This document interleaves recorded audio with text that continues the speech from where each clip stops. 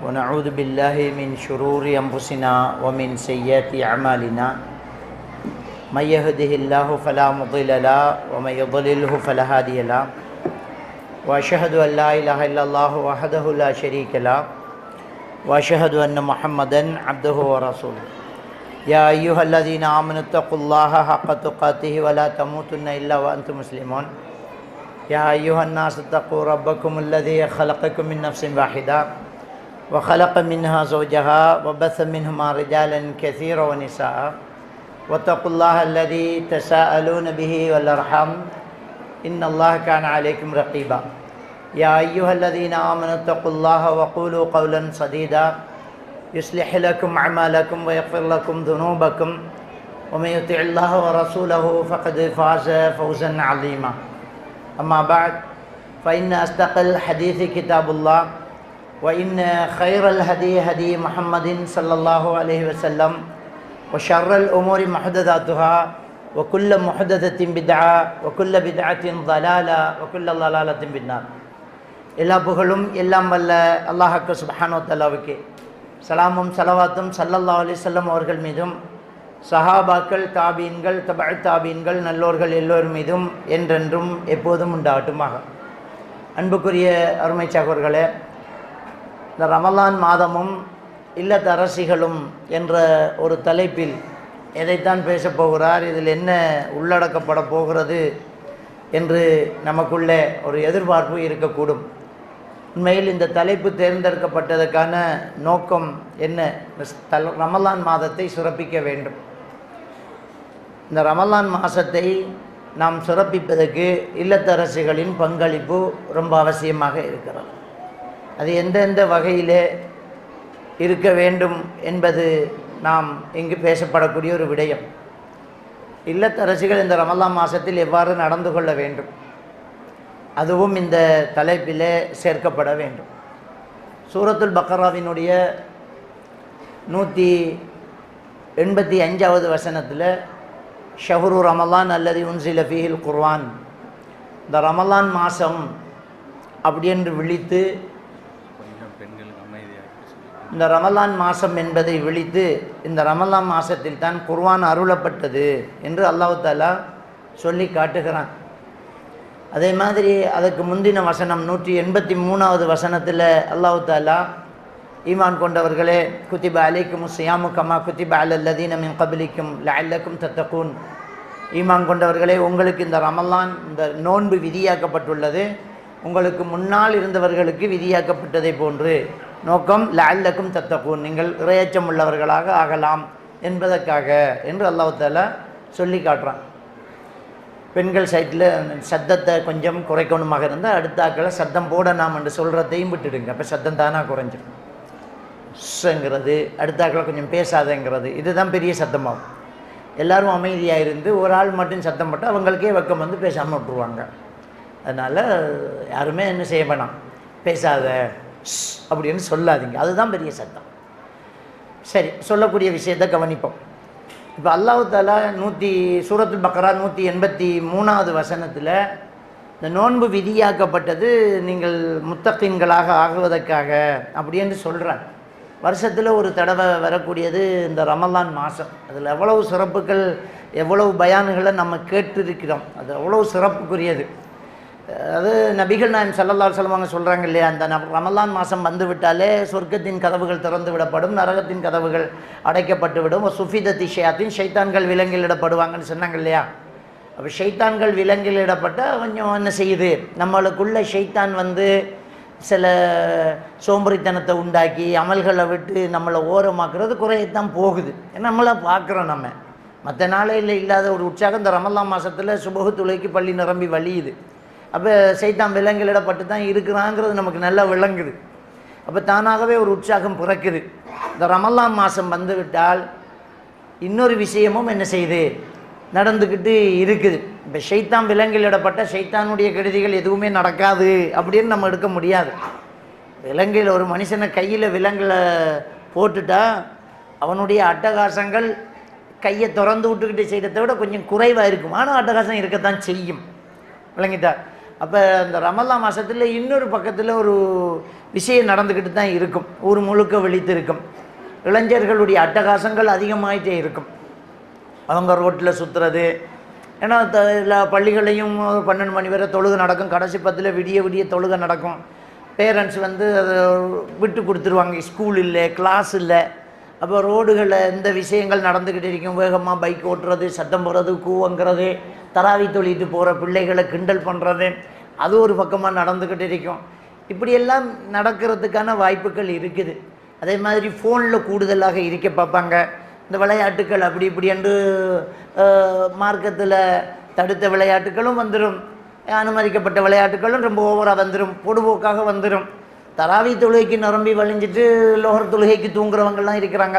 பரல விட்டு தூங்கிட்டு சுண்ணத்துக்கு ரொம்ப அதிகமாக கவனம் செலுத்தக்கூடியவங்க இருந்துக்கிட்டு இருக்கிறாங்க. இப்படி இந்த நோம்பில் கவனக்குறைவால் சில தவறுகளும் நடக்கிறதுக்கான வாய்ப்புகள் இருக்குது. அப்போ இது எல்லாத்துலேயும் முதல்ல வந்து நாம் ரொம்ப கவனிக்க வேண்டியது இல்லத்தரசிகளுடைய பங்களிப்பு. அதில் பெண்கள் இன்னொரு கேள்வி கேட்டுட்டு இருப்பாங்க. உண்மையிலே இந்த ரமலான் வந்துட்டுண்டா ஆண்களுக்கு ஒரு ஃப்ரீ, ஆஃபீஸ் இல்லை, ஸ்கூல் இல்லை, அவங்க ஏதாவது லீவ் எடுத்துருவாங்க, வெளிநாட்டிலேருந்து வந்துடுவாங்க, நம்ம இந்த ரமலானில் ஃபுல்லாக அமல் செய்யணுன்ற ஒரு ஃப்ரீ. பெண்களுக்கு இருக்கிறத விட இன்னொரு மடங்கு வேலை கூட தான். சகருக்கு முன்னந்திக்கு தான் சமைக்கிறதா இருந்தாலும் 3 நேரம் சமைக்கிறத விட ரொம்ப அதிகமாக இருக்கும் அவங்களுக்கு. தீவனங்கள் செய்யணும், இஃப்தாருக்கு செய்யணும், கஞ்சி காய்ச்சணும், ஸ்வீட் செய்யணும், உரப்பு செய்யணும், வீட்டில் வேறு விருந்தாளிகள் வந்துடுவாங்க, இஃப்தார் செய்யணும், சகர் செய்யணும், ஜாமத்தில் எழுமணும், இதுக்குள்ளே தராவி போகணும், வந்து அந்த ஆள் தூங்கிடுவார், இவங்க அடுப்படியில் நிற்கணும், ஏன்னா 3:30க்கு சாப்பாட்டுக்கு தயாராக்கணும், பகலைக்கெல்லாம் தூங்க முடியாது. சின்ன பிள்ளைங்க இருந்தால் அந்த பிள்ளைகளை கவனிக்க வேண்டியிருக்கும், கிளாஸுக்கு போகிற பிள்ளைகளை பார்க்க வேண்டியிருக்கும். ஐயையோ பார்க்கவே முடியாது. இந்த பெண்கள் உண்மையில் ரொம்ப கஷ்டப்படுறீங்க. இதுக்குள்ளே வேறு நமக்கு ஒரு கவலை இருக்கும், ரெஸ்ட்டும் இல்லை, வேலை கூட, அமல்கள் வேறு செய்யணும், தராவிக்கும் போகணும், தொழுகை, குர்ஆன் ஓதுறது, திக்ரு, இதெல்லாம் வேறு செய்ய சொல்கிறாங்க. நாங்கள் எதை செய்கிறது, எதை விடுறது, எங்களுக்கு மட்டும் அமல் செய்யணும்ன்ற ஆசை இல்லையா, எங்களை ஃப்ரீடம் மட்டும் நாங்கள் அமல் செய்ய மாட்டோமா? இப்படியான கேள்விகள் எல்லாம் இந்த பெண்களுக்கு வரக்கூடிய வாய்ப்புகள் இருக்குது.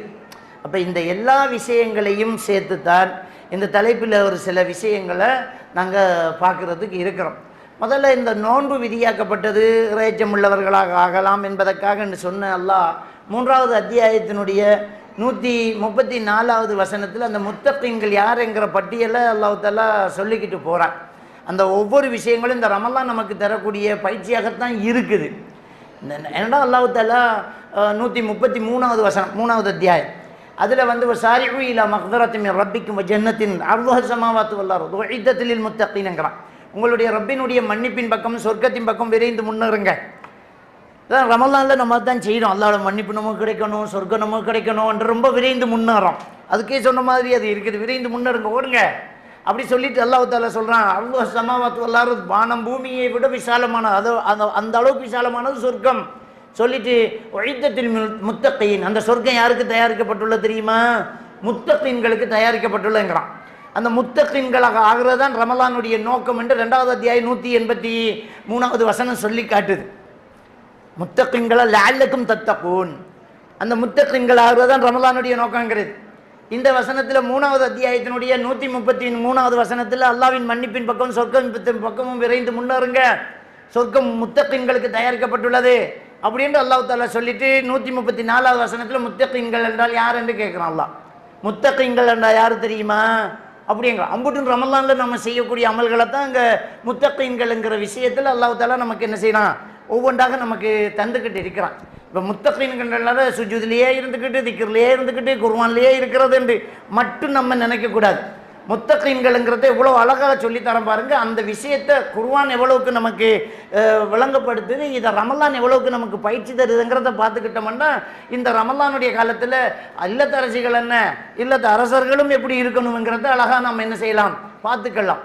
இப்போ முதல் விஷயத்தில் அல்லாஹ் தஆலா என்ன சொல்கிறான்னு சொன்னால், அவனுடைய திருமறையில் சொல்லி காட்டுறான், அல்லதீன யுன்ஃபிகூன ஃபிஸ் ஸர்ராஇ வத்-தர்ரா வல் காலிமீனல் கைல் வல் ஆஃபீன அனின் நாஸ்ங்கிறான்.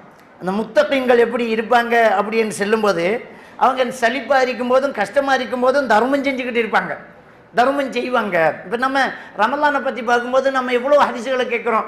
ரமலான் வந்து விட்டால் நபிகள் நாயகம் ஸல்லல்லாஹு அலைஹி வஸல்லம் அவர்கிட்ட ஜிப்ரீல் அலைஹிஸ்ஸலாம் வருவாங்க. ஜிப்ரீல் அலைஹிஸ்ஸலாம் வந்துட்டா அவர் காற்றை விட வேகமாக தர்மம் செய்வாங்க. ஜிப்ரீல் அலைஹிஸ்ஸலாம் எப்போ வருவாங்க? ஒவ்வொரு நாளும் வருவாங்க. அப்போ ரசூலுல்லாஹ் தர்மம் செய்வாங்க. அது கஷ்டத்தில் சர்ராய் ஒத்தர்ரா, செழிப்பாக இருக்கும்போது நல்லா இருக்கும்போது கஷ்டமாக இருக்கும்போதும் கொடுப்பாங்கங்கிறது தஃப்ஸீருடைய வழக்கம். என்னென்னா, வளமையாக கொடுக்குறவருக்கு கஷ்டம் வந்துட்டால் குறைவாக கொடுக்கறதுக்கு வைக்கப்பட மாட்டார். யார் பழிப்பையும் அவர் பயப்பட மாட்டார், கொடுத்துக்கிட்டே இருப்பார். அப்போ தர்மம் செய்கிறதுங்கிறது ஒரு நல்ல பண்பு. அதை நம்ம பார்க்கலாம். இதில் இல்லத்தரசிகள் நடக்கக்கூடிய சில விஷயங்களை நாம் கவனிக்கணும். அதில் ஒரு முக்கியமான ஒரு விஷயம் என்னென்றா, இப்போ தலைநோம்பு வருது. தலைநோம்புக்கு பொருள் கொண்டு போய் கொடுக்கணுங்கிற ஒரு தலையெழுத்தை நம்ம தலையில் வச்சுக்கிட்டோம். சம்பந்தக்காராக்கள்கிட்ட போகணும், மாமி மச்சிக்கிட்ட போகணும், மாமனாட்ட போகணும், மச்சின வீட்டுக்கு போகணும். அப்பாடா, இதுக்கே வேற நமக்கு பெருநாள் செலவு கொண்டு இருக்குது, தலைநோம்பு செலவு கொண்டு இருக்குது. இதுக்கு நம்ம அது ஒரு கடமையாக தலையில் அள்ளி கொட்டிக்கிட்டோம். தலைநோம்புக்கு பொருள் கொண்டு வரணும்.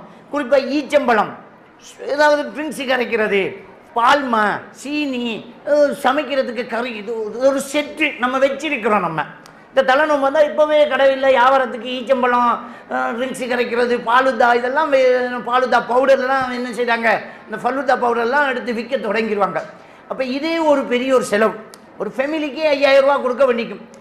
10 ஃபேமிலி இருந்தால் 50,000 ரூபா என்ன செய்யுது, நமக்கு தேவைப்படுது. அதை விட ஃபேமிலி கூட இருந்தால் லட்சக்கணக்கில் தேவைப்படுது. அப்போ இந்த விஷயத்தில் நம்ம ரொம்ப கவனிக்க வேண்டிய என்னென்றால், இது நமக்கு இறைவன் சுமக்கக்கூடிய ஒரு சுமை அல்ல. அப்படி எதிர்பார்க்கவும் கூடாது, நம்ம அப்படி நினைக்கவும் கூடாது. இதை கொண்டு போனால் தான் உறவு நீடிக்கும், இப்படி இருந்தால் தான் பேசின கல்யாணம் தொடர்ந்து நடக்க மாட்டோம். அப்படி ஒரு கல்யாணம் தேவையில்லை. மார்க்கத்துக்கு பிறனாக தலைநோம்பு வந்த பேசி வச்ச மாப்பிள்ளை என்ன கொண்டு வந்தாங்க அவங்க அப்படின்ட்டு நம்ம நினச்சிட்ட மனுஷன்னா அது என்ன இருக்காது. பெண்களுடைய சத்தம் கீழே கேட்குதுங்கிறாங்க. கொஞ்சம் பெண்கள் கொஞ்சம் சத்தத்தை குறைச்சிக்கோங்க, அல்லாஹ் ரஹ்மத் செய்வான்.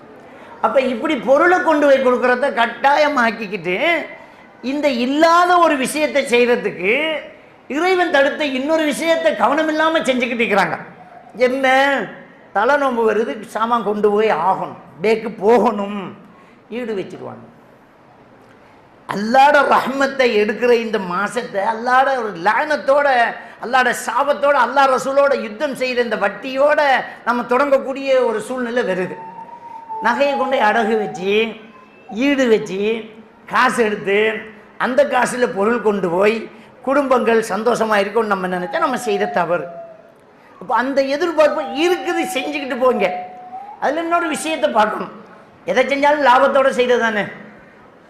எந்த ஒரு பொருள், இந்த பொருளை வேண்டி விற்றா நமக்கு 10,000 ரூபா லாபம் பெறுது, அதே காசுக்கு தான் வேண்டி விற்றா 2 லட்ச ரூபா லாபம் பெறுதுன்றா எதை பார்ப்போம்? அதுதானே பார்ப்போம். ரமலானுக்கு முன்னே, தலைநோம்பு வாரத்துக்கு முன்னே, இன்னும் ஒரு நாளையில் ரமலான் வந்துடும், இப்போவே பொருள் போகணுமென்ட்டு நீங்கள் தர்மம் செய்கிறீங்களே, இதே ரமலானில் செஞ்சால் பல மடங்கு நன்மை கிடைச்சிருமே. ரமலானில் செய்கிறதுக்கு பல மடங்கு நன்மை இருக்குது. அப்போ நோம்புக்குள்ளே செய்யுங்களேன். அப்போ இந்த தலைநோம்புக்கு பொருள் கொண்டு வரங்கிற ஸ்டைலை மாற்றணும். நம்ம அப்படி ஒன்று இல்லை, வழங்கிட்டா வச்சுக்கோங்க. தர்மம் செய்யணுங்கிறது இருக்குது, அல்லாஹ் குர்ஆனில் சொல்லிட்டான். முத்தகீன்களுடைய பண்பு தர்மம் செய்கிறது. அது ரமலான் தொடங்கட்டும் செய்யுங்க, தேவைப்பட்ட இடத்துக்கு பார்த்து பார்த்து செய்யுங்க. ரமலான் தொடங்கட்டும், அந்த மாதத்தில் தர்மம் செஞ்ச நன்மை வரட்டும், பார்த்து பார்த்து செய்யுங்க. ஃபேமிலியில் செய்யுங்க, குடும்பத்தில் செய்யுங்க, பக்கத்து விட்டு செய்யுங்க, தேவைப்பட்டதை செய்யுங்க. வீண் விரயத்தை தவிர்ந்து கொள்ளணும். வீண் விரயத்தை தவிர்ந்துக்கிட்டு நம்ம மனுஷனுக்கு தேவைப்பட்டதை கொடுத்துக்கிட்டு இருப்பாங்க. நம்முடைய நோக்கம் பிரபல்யமாகிறதோ, எல்லாரும் நம்மளை புகழ்கிறதோ இல்லை, நல்லா கொடுத்தன்றது இல்லை. அல்லாஹ் நன்மை தாரதான் நம்முடைய நோக்கம். நமக்கு மறுமையில் சேமிக்கப்படணும். அந்த அக்கௌண்ட்டில், அந்த பேங்க்கில் நமக்கு கணக்கு கூடணும், அவ்வளோதான்.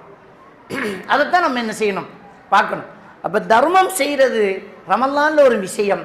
அதில் நம்ம இல்லாத ஒரு சுமையை தொடங்குறது தலைநோம்புக்கு செய்யக்கூடிய இந்த விஷயம். அப்படின்ட்டு நம்ம ஒரு கடமையாக்கக்கூடாது. இந்த நோன்பு ஆரம்பமாகுது, பாவம் அவள் சகருக்கு கூட வழி இல்லாமல் இருப்பாள் என்றால் நோம்புக்கு முன்னையும் கொடுங்க. தேவையான இடம், அந்த தேவையானதை கொண்டே கொடுங்க. அரிசி, கறி, ஏதாவது உணர்வு கொடுத்துடுங்க. நம்ம பொருளை வச்சு அவன் நோன்பு வைக்க போகிறான்னா அந்த நன்மை நமக்கு வந்துடும். ரமலானுக்கு முன்னே கொடுத்தாலும் நாம் கொடுத்ததை வச்சு தான் அவன் நோன்பு வைக்கிறா இல்லை. அப்போ அதில் நன்மை அப்படி என்ன செய்யுது, நமக்கும் பெறும். அப்படியான ஒரு தர்மம் செய்யக்கூடியவர்களாக நாம் இருக்கணும். அப்போ இதுக்காக வேண்டி பெண்கள் ரொம்ப கவனமாக அந்த குடும்பத்தை வழி நடத்தணும். பொதுவாக ஆண்கள் ரிஜாலு கவ்வாமுன்னு அல நிசாங்கிறான். ஆண்கள் தான் பெண்களை நிர்வகிப்பாங்கன்னு அல்லாஹ் தஆலா திருக்குர்ஆன்ல சொல்கிறான். ஆண்கள் தான் நிர்வகிச்சுட்டு இருக்கிறாங்க போல தெரியுது. ஆனால் நிறைய ஆண்களை பெண்கள் நிர்வகிச்சுட்டு தான் இருக்கிறாங்க. விளங்கிட்டா? அது பெரிய ஆள் தான், அவர் தான் அந்த ஊருக்கு தலைவராக இருக்கலாம். பொண்டாட்டி முடிவெடுத்து அவருக்கு மீற முடியாத ஒரு சூழ்நிலை, அவருக்கு மாற்றுக்கருத்து சொல்ல முடியாத. இல்லை இல்லை அப்படி வேணாம், அது இல்லை. இன்னைக்கு பொருளோட வாரீங்க, 10 பார்சல் கொண்டு வாரீங்க, பொருள் கொடுக்கணும், இல்லாட்டி முகம் நின்றுவோம், பேச மாட்டேங்கிறான். அந்த தொல்லை தாங்க இயலாமல் அந்த ஆள் அந்த வேலையை செய்ய பார்க்கும். விளங்கிட்டா? அப்போ முதல்ல நாம் என்ன செய்யணும்னு சொன்னால், மார்க்கத்தில் இருக்கிறது தான் செய்யணும், இல்லாத செய்யக்கூடாது. தலையில் சுமையை அள்ளி கொட்டாதீங்க, தேவையில்லாத கடன் படாதீங்க. முதல்ல இந்த ஈடு வைக்கிறது அடகு வைக்கிறதெல்லாம் விட்டுடுங்க. நம்ம வசதிக்கு ஏற்ற மாதிரி நாம் என்ன செய்யணும், வாழ்ந்துக்கிட்டு போகணும். லா யுகல்லிஃபுல்லாஹு நஃப்ஸன் இல்லா வஸ்ஸஹா, சூரத்துல் பக்கராவினுடைய கடைசி வசனத்திலே சொல்கிறான். ஒரு ஆத்மாவுக்கும் அதனுடைய சக்திக்கு மீறி அல்லாஹ் என்ன செய்கிறதில்ல, அவங்களுக்கு நிர்பந்தம் கொடுக்கறதில்லை. இவ்வளோதான் நமக்கு முடியும், அப்போ நம்ம அதை செஞ்சுட்டு போவோமே அப்படிங்கிற ஒரு விஷயத்தில் நம்ம ரொம்ப கவனமாக இருக்கணும். அப்போ தர்மம் செய்வது என்பது முக்கியமான ஒரு பண்பு, அதை நாம் என்ன செய்யணும், செய்யணும். அப்போ இல்லத்தரசிகள் இந்த நோன்பு தொடங்குறதுக்கு முன்னாடியே இல்லாத இந்த சுமையை நம்ம தலையில் தூக்கி சுமக்கவும் கூடாது, அதுக்காக தேவையில்லாத கடன் படவும் கூடாது. அதுக்கு முன்னே நம்ம கொடுக்கறதுக்கு தேவையான இடம் இருந்தால் நம்ம கொடுத்துக்குவோம். இதுக்கெல்லாம் கோவிக்கிற மாதிரி இருந்தால் நம்மக்கிட்ட மார்க்கம் இல்லைன்னு அர்த்தம். இதுக்கு இப்போ பேட்டைக்கு வரலன்ட்டு பேசாமல் இருக்கிறான்னா பேசாமல் இருக்கிறது தான் நல்லம். ஏண்டா அந்த நம்பிக்கையில் இருக்கிறால் நமக்கு தேவையில்லை. பிள்ளோட பேர்த்டேக்கு நாங்கள் சொல்லியும் வரலை, நீங்கள் உங்களோட நாங்கள் பேச மாட்டோம்ன்ற ஒரு ஆள் சொன்னால் அல்ஹம்துலில்லாஹ் நீங்கள் பேசாதீங்கன்னு சொல்லணும். அவர் என்ன கோவிக்கிறது, நாமளே கோவிக்க, நீங்கள் பேர்த்டே கொண்டாடினதுனால நாங்கள் வரமாட்டோங்கணும். அப்போ இல்லாத ஒரு பிதத்தை செய்கிறதுனால, இல்லாத ஒரு காரியத்தை செய்கிறதுனால நாம் தான் அவங்கள ஒதுக்கணும். இதுக்கெல்லாம் கோவிச்சுக்கிறாங்க. இதே மாதிரி இந்த ரமலான் வந்ததுனால சொல்கிறேன், சிலர் ஒரு வீட்டுக்கு போகிறண்டா கூட பேக் இல்லாமல் போக முடியாத ஒரு சூழ்நிலை நமக்கு வந்தாச்சு. வீட்டு வெறுங்கையோடு வந்தேன்னு பார்ப்பாங்களாம். நீங்கள் ஏன் அப்படி யோசிக்கிறீங்க, சும்மா போங்களேன். அதை பழக்கமாக்கிடக்கூடாது. நானாக்கு சுகம் இல்லை, அன்றைக்கு பார்த்து பொக்கெட்டில் காசு இல்லைண்டா இவர் போகாமல் நிற்பார். நான் என்ன நினைப்பார் தெரியுமா, தம்பி விரல என்ன அவன் அப்படித்தான். இப்போ உறவு விரிசல் அடையுது. உறவு கேள்விப்பட்டவனே காலில் போய் நில்லு, தலையை தடவி கொடு, நானா என்னாச்சேன்னு கேளு, அங்கேயே போய் நின்றுக்க, என்னாச்சேன்னு சொல்லு, துவா கேளு. அன்னரம் உன்கிட்ட பணம் தேவையில்லை, அன்னரம் பாசம் மட்டும்தான் தேவை. பிறகு அப்புறமா உன்கிட்ட வசதி வரும்போது நானாக கொடுக்கணும். அப்போ இந்த கொடுக்கல் வாங்கல் தர்மம் என்பது கல்யாணத்துக்கு, நோய் வந்ததுக்கு, வீடு பூந்ததுக்கு, கடை திறந்ததுக்கு, அவர் வெளிநாட்டுக்கு போகிறாருங்கிறதுக்கு, படிப்பை முடித்து வந்தாருங்கிறதுக்கு, எக்ஸாம் எழுதிட்டு பிள்ளைங்கிறதுக்கு, இப்படியெல்லாம் பார்சல் கட்டி பழக்கக்கூடாது. அது ஒரு ஒரு பிழையான ஒரு தத்துவத்தை எதிர்பார்க்கும். அது என்ன நடக்குண்டா, கொடுத்த தர்மத்தை திருப்பி எதிர்பார்க்குற ஒரு சூழ்நிலை வரும். எங்களுக்கு பிள்ளை பிறந்ததுக்கு இன்னும் விரல் அவங்க, நாங்கள் அவங்களுக்கு பிள்ளை பிறந்ததுக்கு மோதிரம் போட்டோம், காத்துக்கிட்டு இருப்பாங்க. நபிகள் நான் ஸல்லல்லாஹு அலைஹி வஸல்லம் என்ன சொன்னாங்க, கொடுத்த தர்மத்தை திருப்பி எதிர்பார்ப்பது வாந்தி எடுத்துட்டு திரும்ப அதையே சாப்பிட்ற நாக்கி சமம்ங்கிறாங்க. எவ்வளோ கேவலமான ஒரு விஷயமா இருக்கு பாருங்க.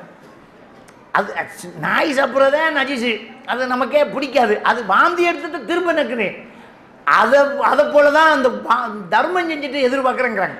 நாம் கொடுத்து அவங்க தரணுங்கிற ஒரு எதிர்பார்ப்பு இந்த பேக்கு கலாச்சாரத்தால் என்ன செய்யுது, வந்துடுது. அப்போ இப்படியான ஒரு கலாச்சாரத்தை இல்லாமல் கொண்டாமல் குர்ஆன் ஹதீஸ் பேசுகிறோம், ஏகத்துவம் பேசுகிறோம், அல்லாஹ் ரசூல் கொண்டு வந்ததான் மார்க்கம் அப்படின்னு நம்ம என்ன செய்கிறோம், அடித்து சொல்கிறோம். அப்போ சூரா அல் ஹஷ்ர் 7வது வசனம், வமா அத்தாக்கும் ரசூலு ஃபகுதுஹு வமா நஹாக்கும் அன்ஹு ஃபன்தஹு, அல்லாஹ்வுடைய தூதர் கொண்டு வந்ததை எடுங்க, தடுத்ததை விடுங்கன்னு நம்ம ஓதி படித்து அதை விளங்கப்படுத்திக்கிட்டு செஞ்சுக்கிட்டு இருக்கிறோமே, அதுதான் செய்யணும். எதுக்கு நமக்கு வரட்டு கௌரவமும் குடும்ப ஊர் கலாச்சாரம் நமக்கு எதுக்கு? அப்போ அந்த பழக்கத்தை நம்ம என்ன செய்யணும், மாற்றணும். இந்த விஷயத்தில் இல்லத்தரசிகள் ஆண்களிடத்தில் கவனமாக நடந்துக்கோங்க. நீங்கள் நிர்பந்தத்தை கொடுக்காதீங்க, ஆண்களுக்கு இப்படித்தான் செய்யணும்னு நிர்பந்தத்தை கொடுக்காதீங்க. மார்க்கத்துக்கு கட்டுப்படக்கூடியவர்களாகத்தான் நம்ம இருக்கணும். இருந்து தான் நம்ம இந்த ஒவ்வொரு இபாதத்துக்களையும் நம்ம என்ன செய்யணும். அடுத்தது அல்லாஹ் தஆலா தொடர்ந்து சொல்கிறான், அந்த முத்தகீன்களுடைய பண்பை சொல்லும்போது அடுத்தது என்ன சொல்றான்னு சொன்னா ஒல் காலிமீனல் கைல் ஒல் ஆஃபீன அனின் நாஸ் அப்படிங்கிறான். கோபத்தை மெண்டு அடக்குவாங்க, அடுத்தவர்களை மன்னிக்கக்கூடியவர்களாக அவர்கள் இருப்பாங்கங்கிறான். கோபத்தை அடக்குவாங்க, அடுத்தவர்களை மன்னிப்பாங்க அப்படிங்கிற ஒரு விஷயத்தை அல்லாஹ் தஆலா சொல்றான். இப்போ நம்ம சொர்க்கவாதிகள் முத்தகீன்கள் சொர்க்கத்துக்கு சொந்தக்காரர்கள் எப்படி சொன்னால் நம்ம என்ன எதிர்பார்த்திருப்போம்னா குர்ஆன்ல அல்லாஹ் தொழுகையை பற்றி, ஹஜ்ஜை பற்றி, நோம்பை பற்றி, திக்ரை பற்றி, சுஜூதை பற்றி, தஹஜ்ஜத்தை பற்றி தான் சொல்ல போகிறான்னு நம்ம நினச்சிக்கிட்டு இருந்திருக்கோம். அல்லாஹ் என்னத்தை சொல்கிறான் தெரியுமா? தர்மம் செய்கிறாங்க, தர்மம் செய்யுங்கன்றதை சொல்லிட்டு அடுத்ததான் என்ன சொல்கிறான் தெரியுமா? நினச்சி கூட நம்ம பார்க்காத ஒரு விஷயத்தை சொல்லலாம், கோபத்தை அடக்குறாங்க அப்படிங்கிறான். கோபத்தை அடக்கணும். அப்போ இந்த இடம் தான் ரொம்ப கஷ்டமான ஒரு இடம், கோபத்தை அடக்கிறது. நிறைய பேர் எல்லாத்துலேயும் நல்லா இருப்பாங்க, அவங்கள்ட்ட இருக்கக்கூடிய ஸ்ட்ரென்த் ரொம்ப அதிகமாக இருக்கும், ரொம்ப ஸ்ட்ரென்த்தான ஆக்கள். ஆனால் அவங்கள்ட்ட உள்ள வீக்னஸ் கோபப்படுறது. கோபம் பெறாமலே இருந்தால் அவர் வெகுளி, அவருக்கு என்ன செஞ்சாலும் கோபம் வரலைன்னா அவனுடைய ஹாஸ்பிட்டலில் காட்டணும். ரசூலுல்லாஹி ஸல்லல்லாஹு அலைஹி வஸல்லம் அவர்களுக்கு கோபம் வந்து கண்ணு சிவந்ததுன்ற ஹதீஸில் பார்க்குறோம். ஆனால் கோபத்தை அடக்கணும், கோபத்தை அடக்க தெரிஞ்சிருக்கணும். அப்போ கோபத்தை அடக்கிறது தான் ஒல் காலிமீனல் கைல், கோபமே படாதவர்கள் என்று சொர்க்கவாதிகள் அல்லாஹ் சொல்லலை. சொர்க்கவாதிகளை கோபப்படாதவர்கள் அப்படின்னு அல்லாஹ் சொன்னா இல்லை, கோபத்தை அடக்குபவர்கள் என்று சொல்லலாம். அப்போ கோபம் வெறும் அதை விழுங்கணும், அடக்கணும். அப்போ எப்படி கோபத்தை அடக்கிற அந்த வார்த்தையை சொல்கிறா அவள் காலிமீனல் கைல். காலிமீன் என்றால் அந்த சாப்பிட்றது, உள்ளிருந்து வருது, அதை சப்பு விழுங்கு திரும்ப அனுப்பிவிடு. அதான் கோபம் பெறும், கோபம் பெறக்கூடிய சந்தர்ப்பம் பெறும், அதை திரும்ப அனுப்பும். அப்போ ரொம்ப ஒரு கவனமாக நாங்கள் கவனிக்க வேண்டிய ஒரு முக்கியமான விஷயம் கோபத்தை அடக்கிறது. பெண்கள் ஆண்கள் எல்லாருக்கும் தான் இது. அப்போ கோபத்தை அடக்கக்கூடியவர்களாக நாம் இருக்கணும். எப்படி கோபத்தை அடக்கிறது? கோபத்தை அடக்கிறதுக்கு நம்ம என்ன செய்யணும் அப்படி என்று நாங்கள் பார்த்துட்டோம்னா நபிகள் நாயகம் ஸல்லல்லாஹு அலைஹி வஸல்லம் அவங்க சொல்லி தந்த ஒரு விஷயம் புகாரி ஷரீஃபில் இடம்பெற்றிருக்கக்கூடிய ஹதீஸ். 2 சஹாபாக்கள் சண்டை செஞ்சுக்கிட்டு இருந்தாங்க. ரசூலுல்லாஹி ஸல்லல்லாஹு அலைஹி வஸல்லம் அவங்க சொன்னாங்க, அந்த 2 பேருக்குள்ளே ஷைத்தான் வந்துட்டான், அந்த 2 பேர்லையும் ஷைத்தான் வந்துட்டான், எனக்கு ஒரு மந்திரம் தெரியும், எனக்கு ஒரு வார்த்தை தெரியும், அதை சொன்னால் ஓடிடுவான்.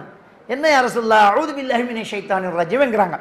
அதை கேட்டுக்கு ஒரு சஹாபி போய் அங்கே சொல்கிறாருப்பா, ரசூல் அதை சொல்கிறாங்க, அதை சொன்னால் அது பேய்த்திருமுங்கிறாங்க அப்படின்னு சொல்கிறாங்க. அதுக்கு அவர் என்ன சொல்கிறாங்க தெரியுமா? அல்லி ஜுனூன், எனக்கு நம்ம பைத்தியமா அப்படிங்கிறாரு. அப்போ அவர் கோபம் வந்ததை ஒத்துக்கல. அப்போ முதல்ல கோபத்தை ஏற்றுக்கொள்ளணும், அஊது பில்லாஹி மினஷ் ஷைத்தானிர் ரஜீம் சொல்லணும். ஏன் கோபம் வந்தால் ஷைத்தானை விரட்டணும்? கோபம் வந்தால் ஏன் ஷைத்தானை விரட்டணும்? இப்போ நோன்பு வருது, நமக்குள்ள கோபத்தை அடக்கக்கூடிய பண்பு அங்கிருந்து பயிற்சியை எடுக்கணும். நம்ம உண்மையிலேயே நோன்பு வந்தால் என்ன ஹதீதுகளை நாங்கள் கேட்குறோம், ஒரு நோம்பாளியாக இருந்தால் அடுத்தவனை ஏசக்கூடாது, ஊத்த வார்த்தை பேசக்கூடாது, இன்னொருத்தன் உன்னை அடித்தா திட்டினா இன்னி சாய்வுனா நோம்புன்னு சொல்லி. அப்போ ஒரு நோன்பாளி கோபத்தை அடக்கணுங்கிற பயிற்சியை ரசூலுல்லாஹ் கொடுக்குறாங்க. இப்போ நோம்பாளிக்கு உண்மையிலேயே நம்ம நோம்பாளியை நம்ம பேசக்கூடாது, வேணாம் அப்படின்னு நமக்குள்ள ஒரு உணர்வு வருதில்லை, அதான் நான் நோன்பை அடக்கிறது. அப்போ அந்த கோபத்தை அடக்கிறது, அந்த கோபத்தை அடக்கக்கூடிய ஒரு பண்பு முத்தகீன்களுடைய பண்பு. அதை பயிற்றுவிக்குது நோன்பு. நம்மளை அறியாமலே நம்மளை கண்ட்ரோல் பண்ணுது. வேணாம் நான் நோன்பு என்று சொல்கிறோம். நம்ம அப்படி ஒரு வார்த்தை சொல்லுவோமா இல்லையா? அதை ரசூலுல்லாஹே சொன்னாங்க, நான் நோம்பாளின்னு சொல்லிடுங்க, விலகிடுங்கிறாங்க. அப்போ நோன்பு அந்த கோபத்தை அடக்கிறதுக்கு நம்ம என்ன செய்யணும் அப்படின்னு சொன்னால் அஊது பில்லாஹி மினஷ் ஷைத்தானிர் ரஜீம் சொல்லணும். ஏன் ஷைத்தானை விரட்டுறோம்? கோபம் பெறும்போது ஷைத்தானுக்கு எந்த வகையில் நம்ம கட்டுப்பட்டோம் அதை யோசிக்கணும். கோபம் பெறும்போது ஷைத்தானை விரட்டணும் என்றால் எந்த வகையில் ஷைத்தானுக்கு நம்ம கட்டுப்பட்டோம் அப்படின்னு சொன்னால் கலா கதிரை நம்ம மறந்துட்டோம். அதான் கோபம் வர்றதுக்கு முக்கியமான ஒரு காரணம். இப்போ ஈமான் கொள்கிற 6 அம்சத்தில் அல்லாஹ் கொண்டு, மலக்குமார்களை கொண்டு, வேதங்களை கொண்டு, ரசூல்மார்களை கொண்டு, மறுமை நாளை கொண்டு, விதியை கொண்டு 6 நம்ம ஈமான் கொண்டு தான் ஆகணும். அப்போ கோபத்தை அடக்கிறதுக்கு நம்ம விதியை நம்பணும். கோபம் ஏன் வருது என்றால் நடந்த ஒரு சம்பவத்தை எப்போ நம்மளால் ஏற்றுக்கொள்ள முடியுமோ அப்போ கோபம் பெறாது, எப்போ முடியாதோ அப்போ கோபம் பெறும். இப்போ ரோட்டில் போகும்போது பக்கத்தில் போகிற ஆட்டோக்காரன் தண்ணி அடிச்சுட்டு போனால் அதை ஏற்றுக்க முடியலை, அட்டம் நாசமாக போனவன்னுருவோம், கண்ணை பிடவையில் வச்சு விட்டுற இடம்போம், பிறல போகிறான்னு சொல்லுவோம், சில விரட்டிட்டு போய் அவனை பிடி என்னடா அப்படின்றான். பெண்கள்லாம் நின்ற இடத்துல நின்று திட்டுவாங்க, போறான் பாரு பெறல போறான்றாங்க. அவங்களால அந்த தண்ணி பட்டத்தை அடக்க முடியல, பச்சை தண்ணி தான். ஆனால் ஒரு சின்ன குழந்தைய தூக்கி வச்சுட்டு இருக்கிறோம், அது மடியில் யூரின் போயிடுச்சு, அதுக்கு என்ன செய்யுது? சின்ன பிள்ளை தானே, யூரின் போனது நார்மல் ஆகுது, மழை தண்ணி பட்டதே வரியாகுது. அப்போ இதை மனசு ஏற்றுக்கொள்ளுது, அதை ஏற்றுக்கொள்ளல, அவ்வளோதான் வித்தியாசம். நம்மளே போய் சொல்லலாம், ஐயோ பிள்ளைய கொஞ்சம் நேரம் தந்துட்டான், இப்படி செஞ்சுட்டானே, ஐயோ அப்படி என்னன்னா ஒன்றும் இல்லைம்மா, அதில் என்ன இருக்கு, சின்ன பிள்ளை தானேங்கிறோம். இந்த மனசு நடந்ததை ஏற்றுக்கிட்டா, இவர் இப்படித்தான் இது இப்படித்தான் அப்படின்னு ஏற்றுக்கிட்டா கோபத்தை நம்மளால் அடக்க முடியுது. அப்போ ஒரு காலமீனல் வயல் ஏன் இவன் இப்படி செய்கிறான் அப்படின்னு நினைக்கும் போது கோபத்தை நம்மளால் அடக்க முடியாது. வீடு ரெண்டாகும், கிளாஸு தூளாகும், விளங்கிட்டா? அப்போ நம்ம முதல்ல என்ன செய்யணும்? ஷைத்தானை விரட்டுறோம். ஷைத்தானை விரட்டும் போது நம்ம நினைக்கணும், நம்ம கலாக்கதர் நம்பணும். ஏன் கலாக்கதர் நம்பணும்? எல்லாம் அல்லாவுடைய ஏற்பாடு தானே. ஒமா தஸ்குத்து மின் பரக்கத்தின் இல்லை அலமுஹா சூரத்தில் நாம் 59வது வசனத்தில் அல்லாஹ் தாலா சொல்கிறானே, ஒரு மரத்தில் இருக்கிற இலை கூட அல்லாட அறிவில் இல்லாமல் கீழே விழாதுன்றே, அந்த ஏற்பாடு. சூரா அல் ஹதீத் 22வது வசனத்தில் அல்லாஹ் தாலா சொல்றானே, மா அஸாப மின் முஸீபத்தின் ஃபில் அர்தி வலா ஃபீ அன்ஃபுசிக்கும், உங்களை இந்த உலகத்திலே நடக்கக்கூடிய ஒவ்வொரு விடயங்களையும் இல்லா ஃபீ கிதாபின் மின் கப்லி அன் நப்ரஹா, இதெல்லாம் படைக்கிறதுக்கு முன்னாடியே நம்ம எழுதிட்டோங்கிறான். அல்லாட எழுத்து, அல்லாட நாட்டம், அல்லாட எழுத்து, அல்லாட நாட்டம். அப்போ ஈமான்கொள்கிற 6 விஷயத்தில் ஒன்று கல்லாக்காத்து. அல்லாட எழுத்து கோபத்தை இப்போ கண்ட்ரோல் பண்ணுறது லேஸ். இப்போ ஷைத்தானை லேசாக விரட்டான், அவுது பில்லாஹி மினஷ் ஷைத்தானிர் ரஜீம், நான் கல்லாக்கதரை ஈமான் கொள்கிறேன், ஷைத்தானை விரட்டுறேன், அல்லாட ஏற்பாடு, இவர் இப்படித்தான் இது இப்படித்தான் அப்படி என்று எடுக்கும்போது நமக்கு ஒரு நிதானம் பெறுது. நிதானம் என்பது ஒரு காலமீனல் கைல். ரசூலுல்லாஹி ஸல்லல்லாஹு அலைஹி வஸல்லம் சொன்னாங்க, எதிரியை வெட்டி வீழ்த்துவவன் அல்ல வீரன், தனக்குள் இருந்து வரும் கோபத்தை வெட்டி வீழ்த்துவன் தான் வீரன். வெளியிலேருந்து வரவனோட என்ன சண்டை பிடிக்க, வீட்டுக்குள்ளேயே சண்டை பிடிச்சுப்பாரு. வெளியில் வரவன் அடிக்கிறத விட உள்ளுக்குள்ளேயே இருந்து வரவன் அடிச்சுப்பாரு. அப்போ அவ்வளோ ஒரு அழகான வார்த்தையை நபிகள் நாம் ஸல்லல்லாஹு அலைஹி வஸல்லம் சொல்கிறாங்க. சூரத்துல் லுக்மான் 14வது வசனத்தில் அல்லாஹ் தஆலா பொறுமையை பற்றி சொல்லிட்டு இன்னதாலிக்க மின் அஸ்மில் உமூர்ங்கிறான். அந்த பொறுமை என்பது ஒரு வீரச் செயலுங்கிறான். பொறுமை ஒரு வீரச் செயலுங்கிறான். அப்போ பொறுமையாக இருக்கிறதுக்கு கலாக்கதர் நம்பணும். பொறுமையாக இருக்கணுமா இருந்தால் கலாக்கதர் நம்பணும். கலாக்கதர் நம்பினா நடந்ததை ஏற்றுக்கொள்வோம். நடந்ததை ஏற்றுக்கொண்டால் சமாதானமாயிடுவோம். சமாதானமானால் கோபத்தை மிண்டு விழுங்கிடுவோம். இப்போ நம்ம ரிலாக்ஸ். அப்போ இந்த விஷயத்தில் நம்ம ரொம்ப கவனமாக இருக்கு. பிள்ளைகள் விஷயத்தில், கணவன் மனைவி விஷயத்தில், குடும்ப விஷயத்தில், வெளி விவகாரங்களில் நமக்குள்ள சில கோபங்கள் வரும். அதாவது அதை ஏற்றுக்கொள்ள முடியாத அளவுக்கு அது கடுமையாக இருக்கும். உடனே என்ன நினைக்கணும், இப்படித்தான் அல்லாஹ் எழுதியிருக்கிறான் போல, இவர் இப்படித்தான், இது இப்படித்தான். ஒவ்வொரு பெண்களுக்கும் தெரியும், நம்ம புருஷன் இப்படித்தான், இந்த ஆள் இப்படித்தான் சத்தம் போடுவேன், நம்ம பிள்ளை இப்படித்தான், இந்த வயசு இதுதான் அப்படிங்கிறத நம்ம புரிஞ்சுக்கிட்டாதான் நம்ம நிதானமாகும். நிதானமானதான் அதை கண்ட்ரோல் பண்ண முடியும். அந்த பிள்ளைகளையும் கூட நம்ம சமாளிக்க முடியும். இப்போ நமக்கு கோபம் வந்தால், பிள்ளை ஒரு பிரச்சனை படுத்துது, தப்பான ஒரு விஷயத்த மகன் செஞ்சிட்டான், மகள் செஞ்சிட்டா, உங்களுக்கு அதை ஏற்றுக்கொள்ள முடியலை, கோபப்பட்டுட்டீங்க. கோபப்பட்டால் நிதானமாக அந்த விஷயத்தை ஹேண்டில் பண்ண முடியாது, கையாள முடியாது. நம்ம என்ன செய்வோம், கோபப்பட்டால் நாம் அதை விட சத்தம் கூட போடுவோம், ஓங்கி பலாரன்னு ஒரு அறைவோம், சில வார்த்தைகளை கொட்டுவோம், திட்டுவோம், இதெல்லாத்தையும் நம்ம செஞ்சிருவோம்.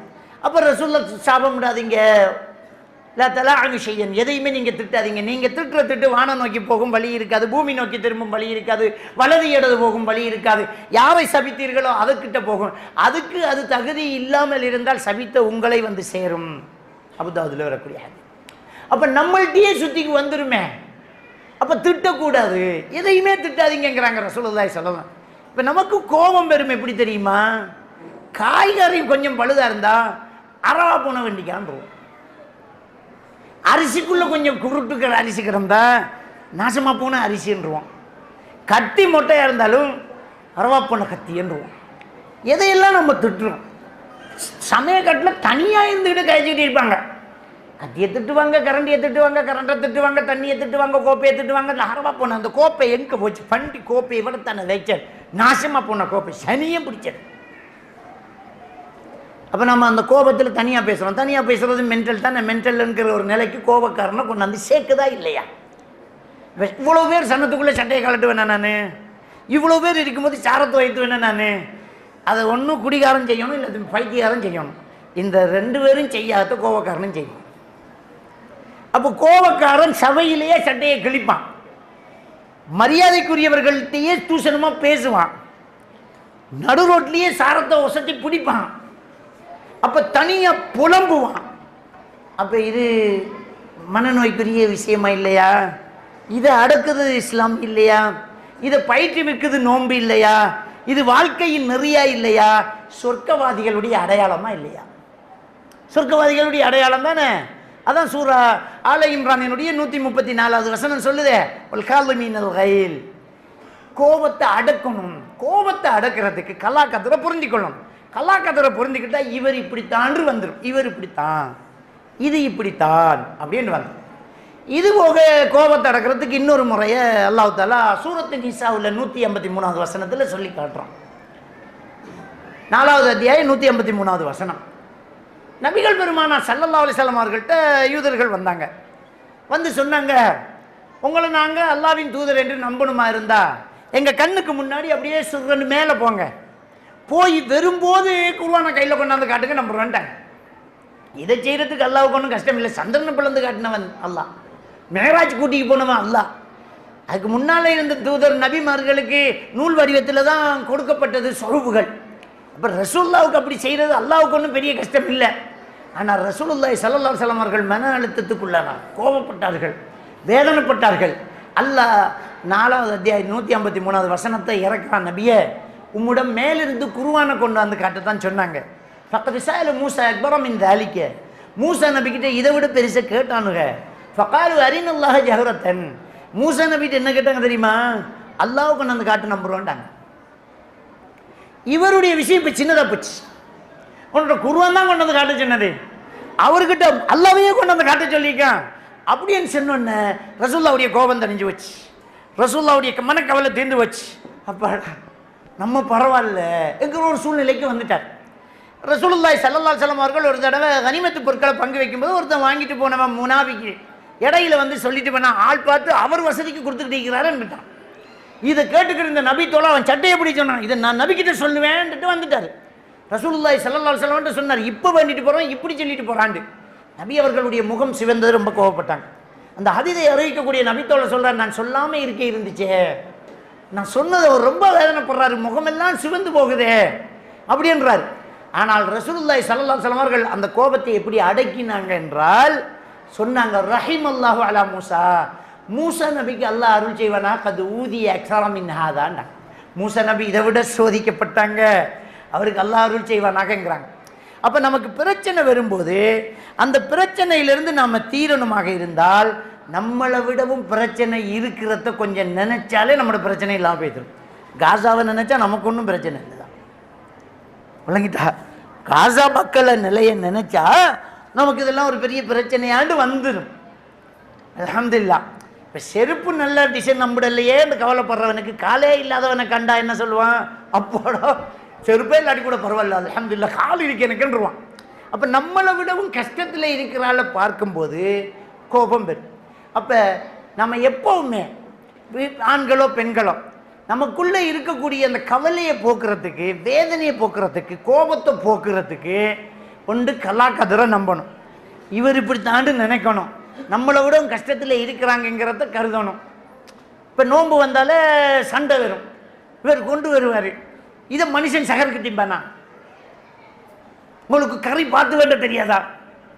வீட்டுக்குள்ளே பிரச்சனை, நோம்புன்னு பார்க்காம சண்டை முகத்தை தூக்குறது, ஆக்கி போட்டிருக்கேன் அவிச்சு கொட்டிருக்கேன் திண்டுட்டு சகர் செய்யுங்க அப்படின்னு.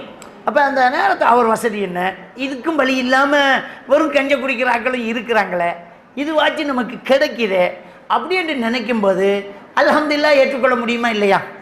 மனசு சங்கமித்தால், மனசு ஏற்றுக்கொண்டால், மனசு வணிந்து போனால் வாழ்க்கை இன்பமாக தான் இருக்குது, எந்த பிரச்சனையுமே இருக்காது. சரி சரி என்று சொன்னால் சரி. எந்த ஒரு விஷயத்தையும் ஒரு ஆளுக்கிட்ட பேசும்போது கோபமாக பேசினா அவரே ஏற்றுக்க மாட்டார். அதையே பணிந்து பேசினால் அவரும் ஏற்றுக்குவார், நாமளும் கூலாகிடுவோம். விளங்கிட்டா? அப்போ எப்பவுமே அந்த பேச்சில் கூட ஒரு மென்மையை கொண்டு வரணும். அப்போ ரசூல்லா நோன்புக்கு சொன்ன விளக்கம் என்ன? ஊத்த பேச்சு பேசாதீங்க, கோபப்படாதீங்க, சண்டைக்கு வந்தாலே நான் நோன்பாளின்னு சொல்லிட்டு போங்க அப்படிங்கிறாங்க. அப்போ பாசிட்டிவாக சிந்திக்க சொல்கிறாங்க. அப்போ பாசிட்டிவாக சிந்திக்கிறேன்டா என்ன? கட்டளை இடாமல் கருத்து சொல்ல பழகணும். தண்ணி கொண்டு வா என்று சொல்கிறத விட தண்ணி தரலாமா அப்படி என்று கருத்தை சஜஷனாக கொடுக்கறது ஒரு ஆளுக்கு ஏற்றுக்கொள்ள வாசியாக இருக்கும். அந்த கதவை பூட்டு அப்படிங்கிறத விட அந்த கதவை பூட்டலாமா அப்படின்னு ஓகே நோ ப்ராப்ளம் ஒன்று பூட்டிடுவார். அது ஏற்றுக்கொள்ள லேஸ், பணிந்து போக லேஸ், செயற்பட லேஸ். விளங்கிட்டா? அப்போ எப்போவுமே உரையாடல் நம்மகிட்ட எப்படி இருக்கணும்னா, அவர் கொண்டு வந்தது, அவர் வாங்கிட்டு வந்தது, இதை சகருக்கு மனுஷன் சாப்பிடுவானா அப்படின்னு சண்டை செய்கிறதால திரும்பி அதை கடையில் கொண்டே கொடுக்கவும் மாட்டார். அதை அப்படி சண்டை செஞ்சா இதுதான் வேண்டுமே, திண்டா திணில்லாட்டி படுன்றுவான் அவன், அப்படி சொல்லிடுவான். சண்டை வரத்தான் போகுது. அப்போ பெண்கள் என்ன செய்யணும்? நல்லோம், இன்றைக்கு இதை சமைக்கிறேன் நல்லா இருக்கும், ஆனால் இப்படி செஞ்சா, இப்படி ஒரு கறி வேண்டுன்னா இன்னும் சகருக்கு நல்லா சாப்பிடலாம், நாளைக்கு அப்படி பார்த்துக்கலாம், ஒரு பிரச்சனை இல்லை, கனவு மணி நல்லா தான் இருக்க போறீங்க. இப்போ எப்பவுமே அந்த முடிவு சரியா வந்தா ஓகே தானே, எதுக்கு வம்பு? வாங்கினதை நீ என்ன சண்டை பிடிச்சாலும் அதுதான் பொருள், அதைத்தான் ஆக்கணும், வேற வழியில் ரிட்டர்ன் போகாது, நல்லா தெரியும். வம்பு நமக்கு எதுக்கு? அப்போ நல்லோம், இதை இன்னைக்கு ஆக்கிடுவோம். பிள்ளைகள் நம்மளோட மகனை தெரியும் தானே, அவன் இது இருந்தால் நல்லா சாப்பிட மாட்டான், இதை விட கருவாடு இருந்தால் நல்லா திம்பான், ஒரு வறுவல் இருந்தால் ரொம்ப அதிகமாக சாப்பிடுவான், நாளைக்கு அப்படி பார்த்துக்கலாம் அப்படின்ட்டு நம்ம டிஸ்கஷன் பண்ணுற மாதிரி சஜஷன் கொடுக்குற மாதிரி பேசிக்கிட்டோம்டா பிரச்சனை முடிஞ்சு போச்சு. அப்போ இது யார் கையில் இருக்குன்னா இல்லத்தரசி கையில் தான் இருக்குது. வாங்கிட்டா? என்னதான் ஒரு வீட்டில் பொறுப்புகளும் கடமைகளை நிறைவேற்றுவதும் ஆணாக இருந்தாலும் அதை சமாளிக்கிறது ஒரு பெண் தான். இந்த பெருமானார் ஸல்லல்லாஹு அலைஹி வஸல்லம் அவங்க ஹிரா குகையில் இருந்து ஜிப்ரீல் அலைஹிஸ்ஸலாத்தை கண்டு பதறிக்கிட்டு பயந்துக்கிட்டு ஜம்முலூனி என்ன போத்துங்கன்னு பயந்துக்கிட்டு வரும்போது நல்லா யோசிச்சு பாருங்க, அவரை விட வயசுக்கு மூத்த ஹதீஜா ரலியல்லாஹு தஆலானு அவங்களை எப்படி சமாளிச்சாங்க. ஒரு பெண் இல்லத்தரசு எப்படி சமாளிச்சாங்க நம்ம எப்படி பார்ப்போம்? உனக்கு தேவையா? வீட்டில் போல இடம் இருக்கக்குள்ள அந்த குகைக்குள்ள போய் ஒன்னாரு இருக்க சொன்னார், என்னத்தை பேய கண்டையோ பிசாச கண்டையோ, உனக்கு தேவைதான் இது, போத்த சொல்றான் போத்து. இப்படி சொன்னா எப்படி இருக்கும்? இல்லத்தரசு எப்படி கையாண்டாங்க? போத்தினாங்க, ஒன்றும் ஆகாதுன்றாங்க. உங்களுக்கு ஒன்றும் ஆகாது, நீங்கள் நல்லதையே நினைக்கிறவங்க, நல்லதையே செய்கிறவங்க, விருந்தோம்பல் செய்கிறவங்க, அநாதைகளை ஆதரிக்கிறவங்க, விதவைகளுக்கு துணை நிற்கிறவங்க, இயலாதவர்களுக்கு கை கொடுக்கிறவங்க, நீங்கள் இவ்வளவு செய்கிறீங்க, கண்டிப்பாக உங்களுக்கு எந்த பிரச்சனையும் இருக்காது, நல்லதாக நடந்திருக்கு, ஒன்றும் பயப்படாதீங்க. அமைதி ஆயிட்டாங்களே நபிகள் நாயகம் ஸல்லல்லாஹு அலைஹி வஸல்லம். இதுதான் இல்லத்தரசு. அப்போ ஒரு இல்லத்தரசி தன்ற கொண்ட்ரோலில் தான் அதை ஈரப்பேனாக்கி பெருமாளாக்கின்னு சொல்லுவாங்க தமிழ்ல. அப்படியே பயங்கரமாக ஊதி பெருக்க வச்சு ஊட்டையே ரெண்டாக்குறதும் அவங்க தான். ஒரே வார்த்தை சொல்லி பெரிய பூகம்பத்தையே சிம்பிள் ஆக்குறதும் அவங்க தான். ஒரே வார்த்தை, ஒன்றும் இல்லை போங்க, இதெல்லாம் பெரிய விஷயமே இல்லை. மனுஷனுக்கு சுனாமி வரலையா? மனுஷன் நடுத்தருவுக்கு வரலையா? மண் சரிஞ்சு விழலையா? எல்லாம் ஒன்றும் இல்லை போங்க அப்படின்னு சொன்னால் அமைதியாக இருந்துட்டு போகிறான். நாமளே ஆம்பளையா நான் இருந்தாவன்னா வெட்டிட்டு ஜெயிலுக்கு போய்ப்போன்னு சொன்னா நல்லா இருந்தவன் கட்டிட்டு இருக்கிறான்.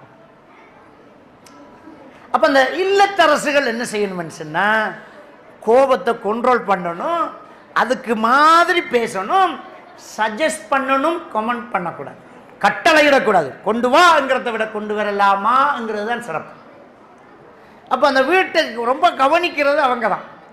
ஒரு பெரிய பிரச்சனையை தூசியாக மாற்றுறதும் அவங்க தான். அப்போ அதை சமாளிக்க தெரிஞ்சுக்கணும். அவரை மாற்றி அமைக்கையும் தெரிஞ்சுக்கணும். அவரை வச்சு வேலை வாங்கவும் தெரியும் பெண்களுக்கு. அது சிம்பிளாக செய்யலாம். காட்டு விலங்கு புலி சிங்கத்தை எடுத்து மெல்ல மெல்ல பயிற்சி கொடுத்து அதை வச்சு சர்க்கஸ் காட்டுது எத்தனையோ பெண்கள். புலியையும் சிங்கத்தையும் வளைச்சி ஒரு கம்பு துண்டை வச்சுக்கிட்டு சர்க்கஸ் காட்டலாமண்டா.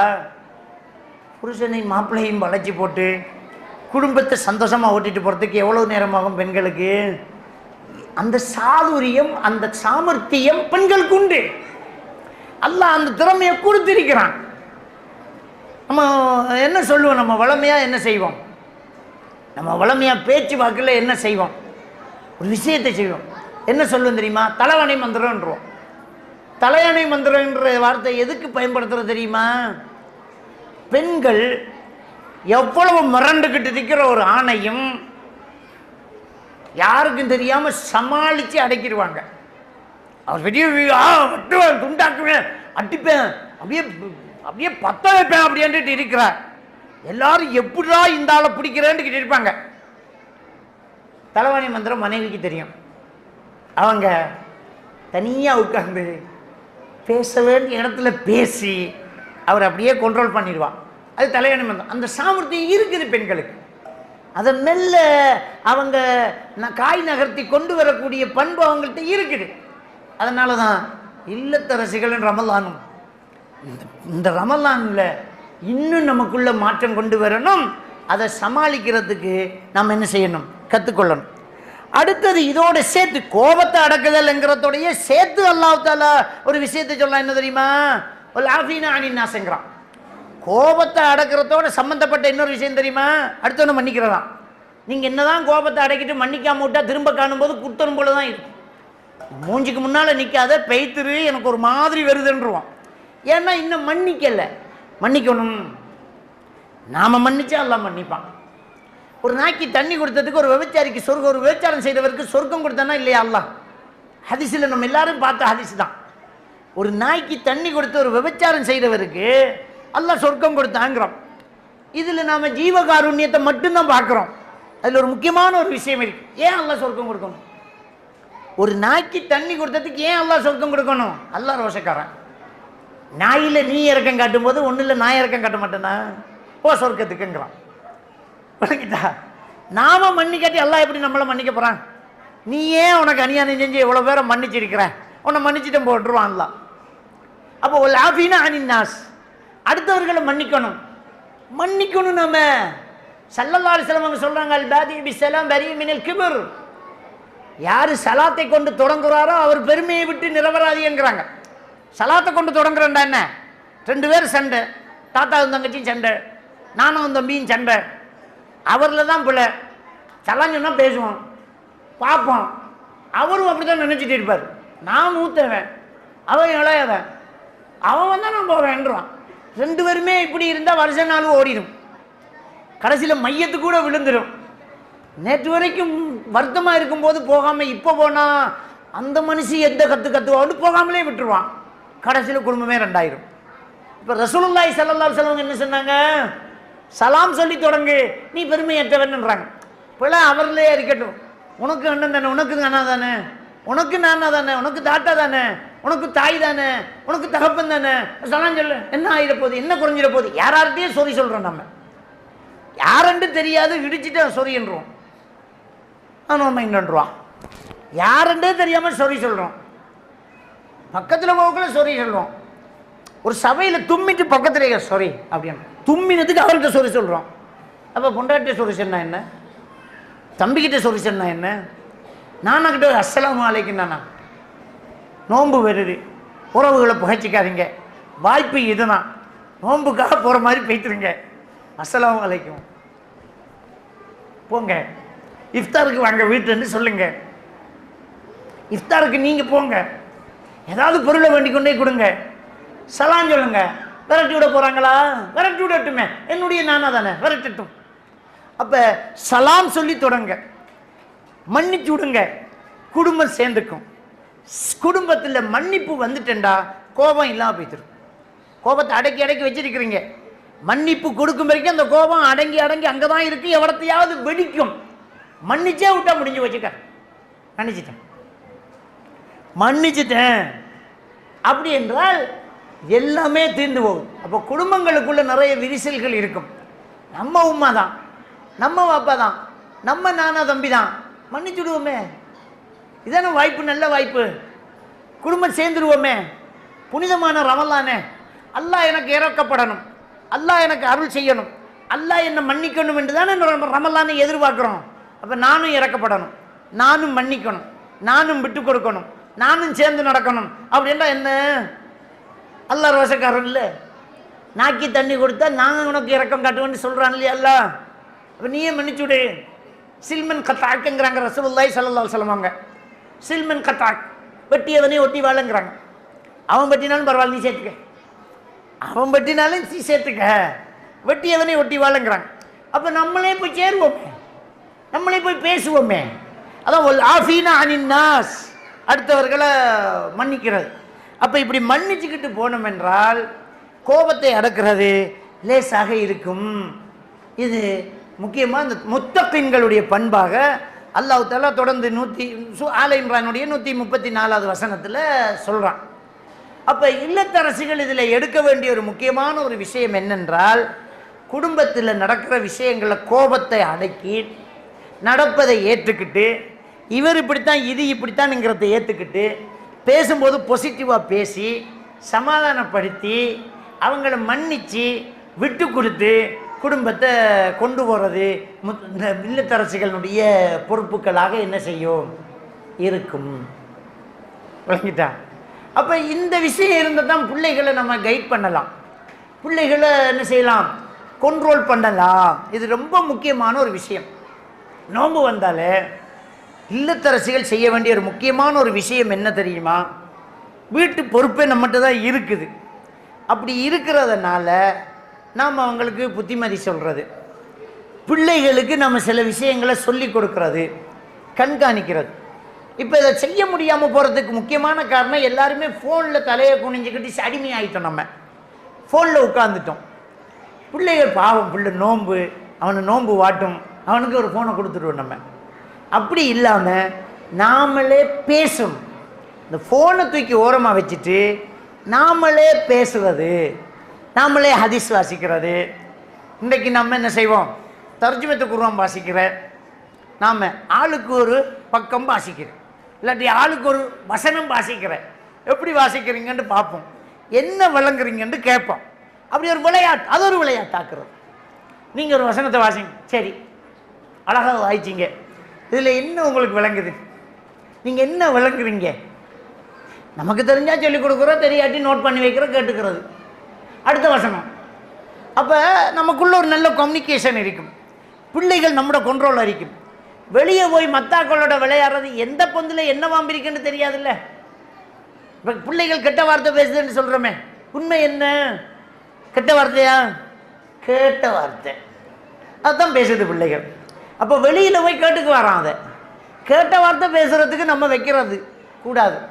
ஏன்னா நம்மளோடையே வச்சுருந்தா கேட்ட வார்த்தை நல்ல வார்த்தை தான் வைக்கணும். நம்ம பிள்ளைக்கு முன்னால் நல்லா தான் இருப்போம், அடுத்தது நல்லா இருப்பேனா? தெருவில் உள்ள பிள்ளை நல்லா இருக்குமா? அப்படிங்கிற விஷயத்தை நம்ம ரொம்ப கவனிக்கணும்.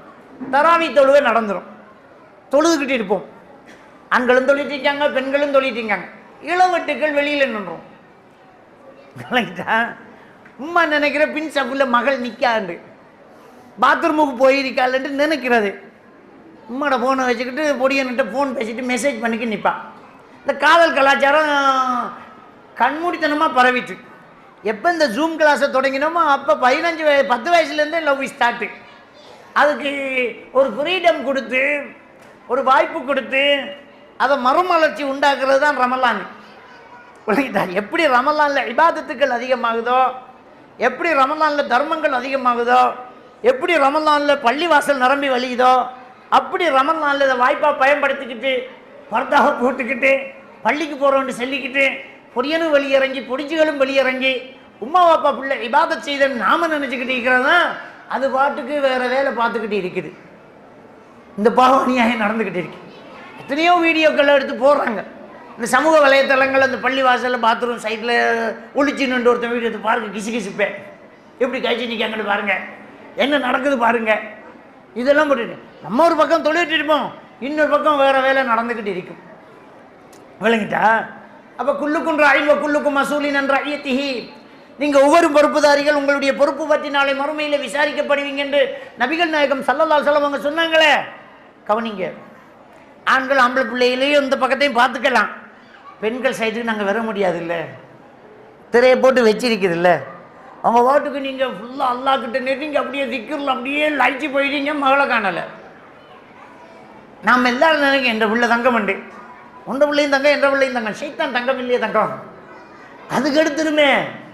கவனிச்சுக்கோங்க, மகளை முன் சப்பில் வச்சுட்டு உமா பின்னுக்கு நில்லு, உன்னை தாண்டி போகணும் இல்லை, நீ பின்னுக்கு நில். இது வயசான ஆக்களை முன்னுக்கு அவளுகளே செட் பண்ணி விட்டுருவாங்க, உமா முன்னுக்கு போங்க, அதுகள் பின்னுக்கு வேண்டிய நேரம் ஓடுது வருதுகள், நாங்கள்லாம் பார்க்க முடியாதுல்ல.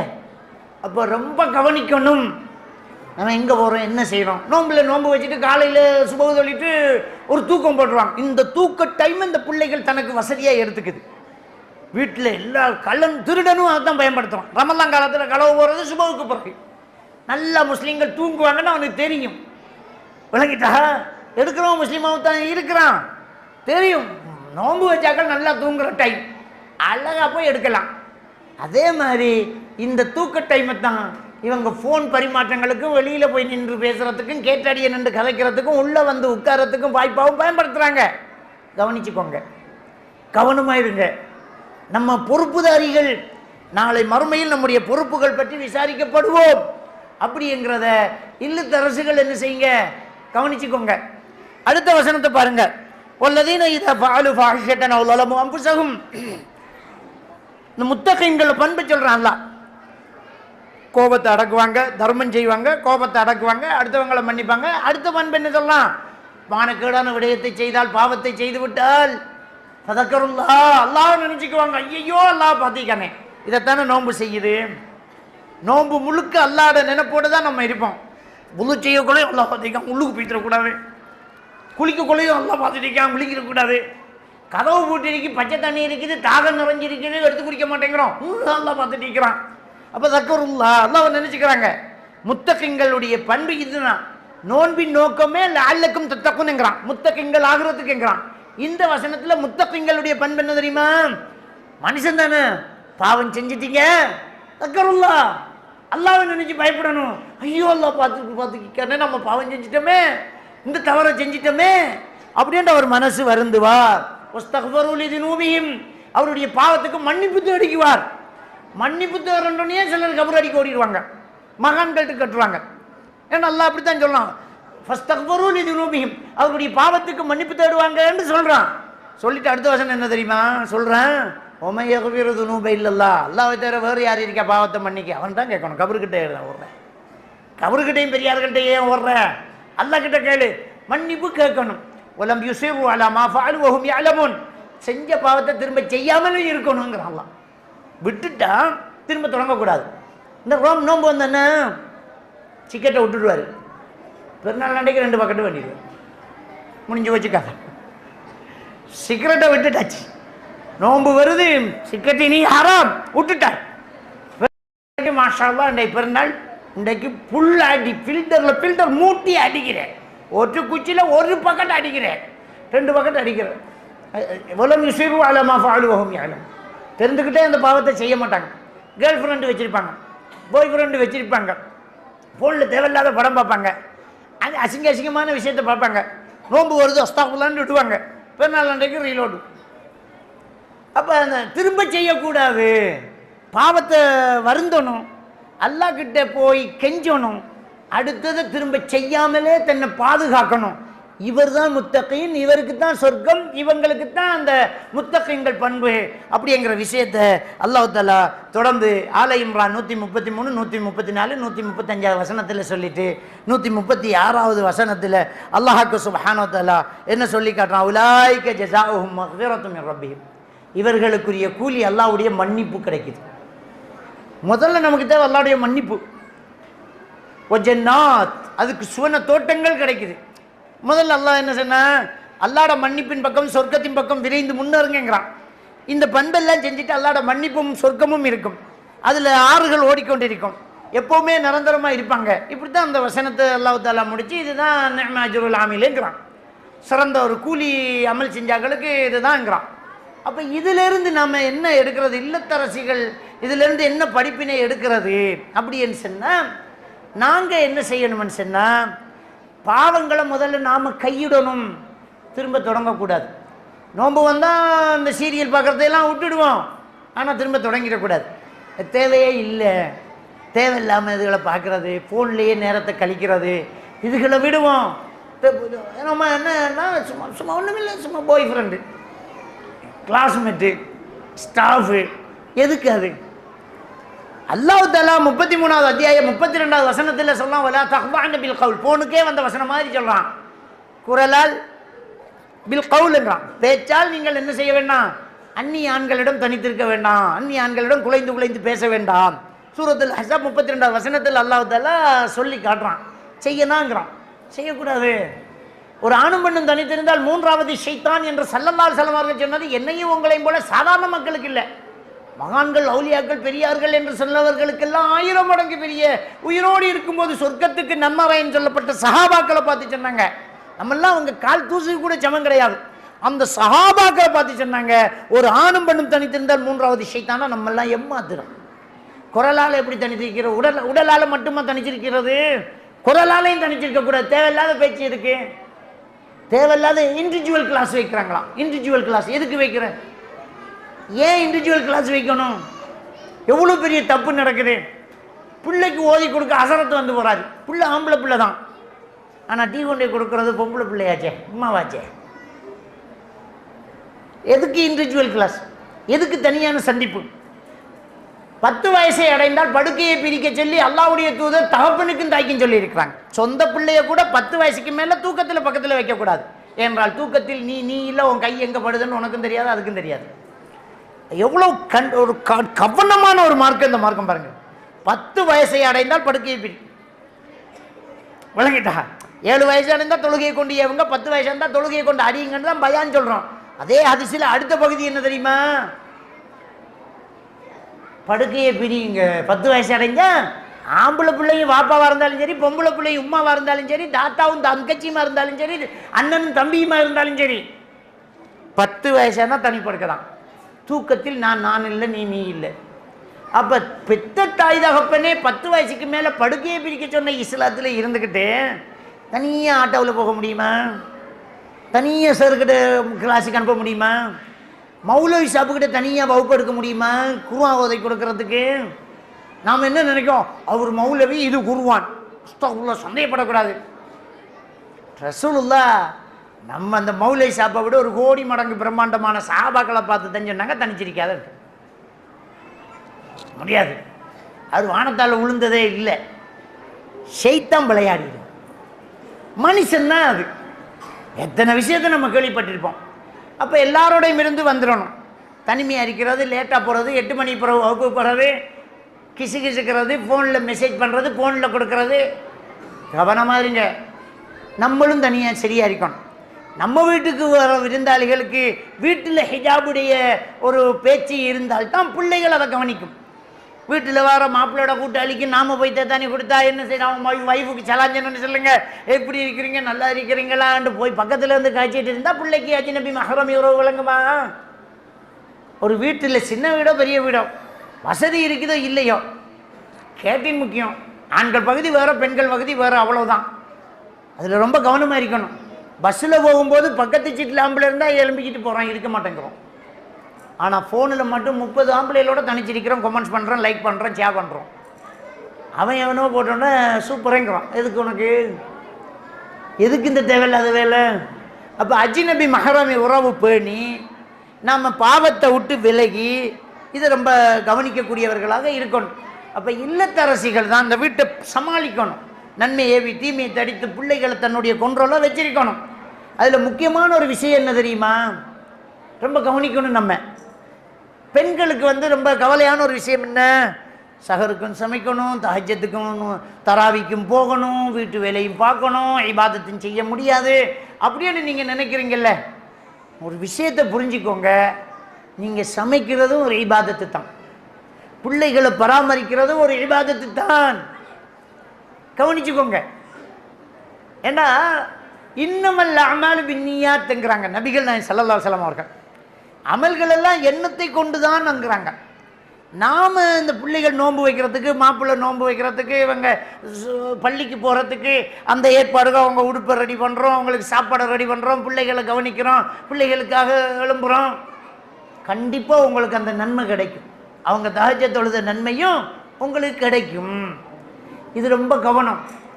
இப்போ ஒரு சிலர் என்ன செய்கிறாங்கன்னு சொன்னால், நான் தஹஜ்ஜத்துக்கு போகணும் அப்படிங்கிறதுக்காக சில வேலைகளை செய்யாமல் போய்த்துருவோம்.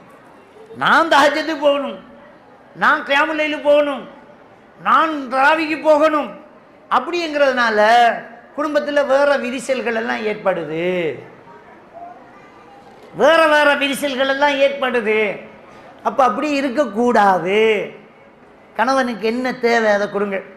அது ரமலாங்காலம், நான் நோன்பு, நான் தஹஜ்ஜத் தொடங்கணும், இதெல்லாம் தர முடியாதுன்று நீங்கள் அடக்கினீங்கண்டா மனுஷன் தவறு செஞ்சிருவான்.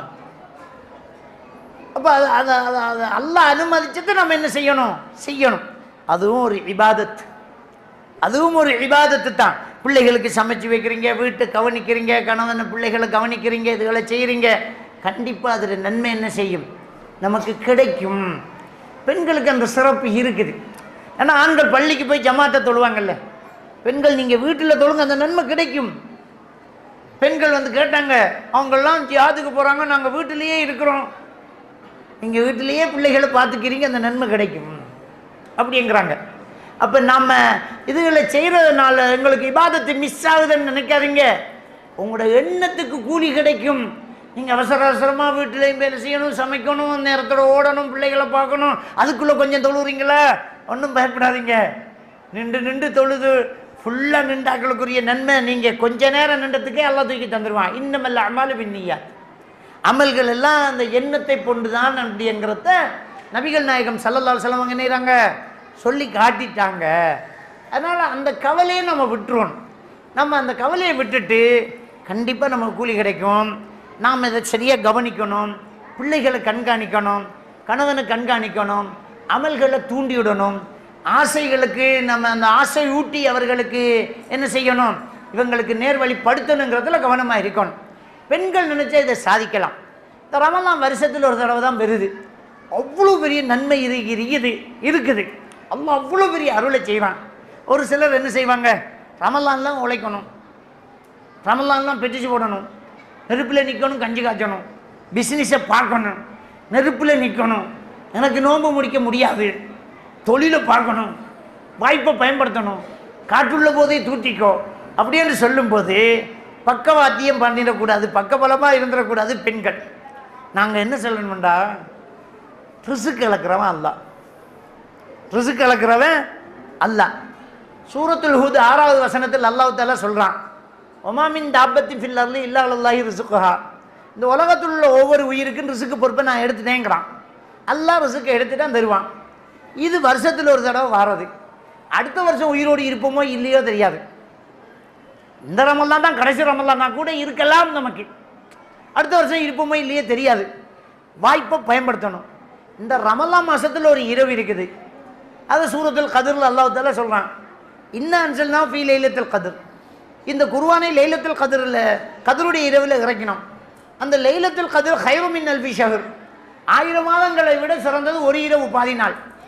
1000 மாதம் என்பது 83 வருடங்களை விட அதிகமாக இருக்குது. 83 வருடங்கள் சொச்சம் ஒரே இரவு அமல் செஞ்ச நன்மை நமக்கு கிடைக்குது. அவ்வளோ நாளைக்கு பெட்டி சுட்டு விற்றா எவ்வளவு நம்மக்கிட்ட வரப்போகுது? நீ என்ன செய்ய போகிற? அல்லாஹ் அலினரசுக்கு கிடைக்கும். அப்போ பெண்கள் சொல்லணும்னு ஒன்றும் இல்லை. நமக்கு முக்கியம் இந்த ரமலானில் நீங்கள் நோன்பு வைக்கணும். ஒரு நோன்பு நீங்கள் விட்டுடக்கூடாது. உங்களுக்கு நோன்பை பிடிச்சிக்கிட்டு எம்பட்டு செய்யலாமா அம்பட்டு செய்யுங்க, அல்லாஹ் அருள் செய்வான்ட்டு பெண்கள் சொல்லி தைரியத்தை உண்டாக்குங்க. ரிசுக்கு பொறுப்பு அல்லாஹ் எடுத்துட்டான்னு குர்ஆனில் சொல்லும்போது என்னமோ மந்திர மாதிரி தெரியும். நேரடியாக பார்த்தோம். நம்ம ரிசுக்கு பொறுப்பு அல்லாஹ் எடுத்துட்டான்னு சொன்னதை நேரடியாக பார்த்தோம். கொரோனா வந்துச்சு, 3 வருஷம் இழுத்து மூடிட்டோம் கடையை. சந்தைகள் இல்லை, சந்திப்புகள் இல்லை. எவனாவது பட்டணி கிடந்து செத்தானா? 3 வருஷம் கொரோனா வந்து கடையை பூட்டினோமே, ரோட்டுக்கு போகலையே, வியாபாரம் பண்ணலையே, வேலைக்கு போகலையே, எவன் செத்த? சிலர் என்ன சொல்கிறாங்க தெரியுமா? ஓடி ஓடி வேலை செஞ்சதை விட இப்போ தான் நல்ல சாப்பாடு கிடைக்குது. அதை விட இன்றைக்கி நல்ல சாப்பாடு கிடைக்குது. ஒரு காலு எக்ஸிடென்ட் பட்டு பேண்டேஜ் போட்டு 6 மாதம் படுத்த குடும்பம் செத்து போகலையே, ஏதாவது ஒரு மாற்று வழி நடக்குதா இல்லையா? அப்போ மாதக்கணக்கில் ஹாஸ்பிட்டலில் ஒரு வீட்டுக்கு உழைக்கக்கூடிய ஆம்பளை ஓட்டில் இருக்கிறான், எக்ஸ்ட்ரா செலவு வருது. அந்த அவ்வளோ காலத்துலேயும் வளமையாக செலவழிக்கிறத விட அவர் ஹாஸ்பிட்டலில் இருக்கும்போது எக்ஸ்ட்ரா செலவு.